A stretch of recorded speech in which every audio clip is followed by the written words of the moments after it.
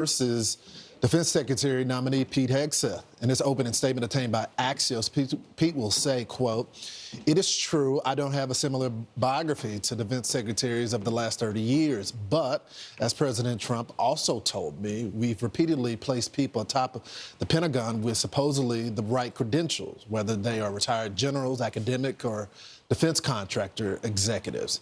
And where has that gotten us?"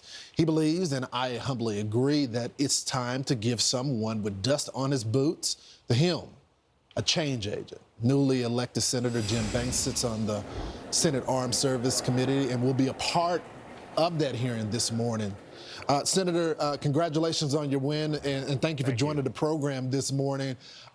So Pete talks about being a change agent. He talks about the agenda of the president. Of course, he's written books about this, been championing this for years. But the Democrats on the committee, they're not going to make it about the issues, right?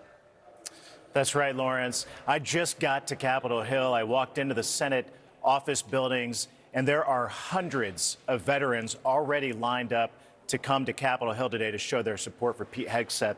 Many of them are wearing Veterans for Pete T-shirts to show their public support. And a lot of them will be in the room today because Pete will be the first Secretary of Defense from my generation, the post-9/11 generation of Iraq and Afghanistan veterans. He served in both places. I served in Afghanistan, so I appreciate his service immensely as 2 Bronze Stars. And President Trump is right. We need a change agent at the Pentagon to clean up the mess of the last 4 years. But the Democrats, they're focused on all of the crazy stuff. They're doing what Democrats do. They're attacking Pete for being a Christian, for having a Christian tattoo, by the way, the same symbol that was on the cover of the program at the Jimmy Carter funeral last week. And they called him an insider threat for having the same symbol as a tattoo. It's crazy stuff, anonymous sources. But he's going to do well today. I've met with him. I've been in some of the practice meetings with him. He's ready to go. He's going to knock it out of the park. He's going to be the first cabinet secretary that we confirm after January 20th, and he's going to be great at the job. Well, Senator, your colleague, Chuck Schumer, has a plan, and this is what Axios has learned. He said Republicans spent 4 years attacking the Democratic brand, and we need to use the hearing to begin to return the favor. Schumer told Democrats in a private meeting early January. So again, this is about retribution. This is not about, is he qualified for the job?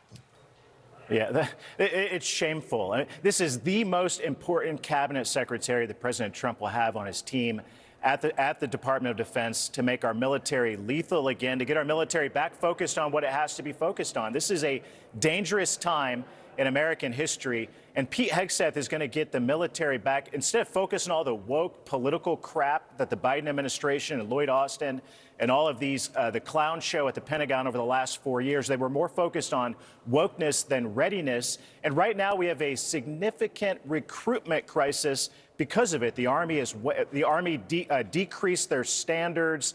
The Navy is way off of their recruitment targets, and a lot of it has to do with wokeness, but a lot of it has to do with what happened in Afghanistan too. And we can't forget that. We need someone like Pete to clean up the mess, make the military strong again, fix those issues. He's the guy for the job. Well, Senator, today is the first day of change because I have a prediction. I think he's going to get through the committee. I think he's going to kill it today, and I think he will be our next defense secretary. And it's because of the men and women that are there today. They finally got a fighter, not only in the White House, but a fighter at the Pentagon. And that is something we should all be celebrating. Senator Banks, thanks so much for joining the program. Thank you.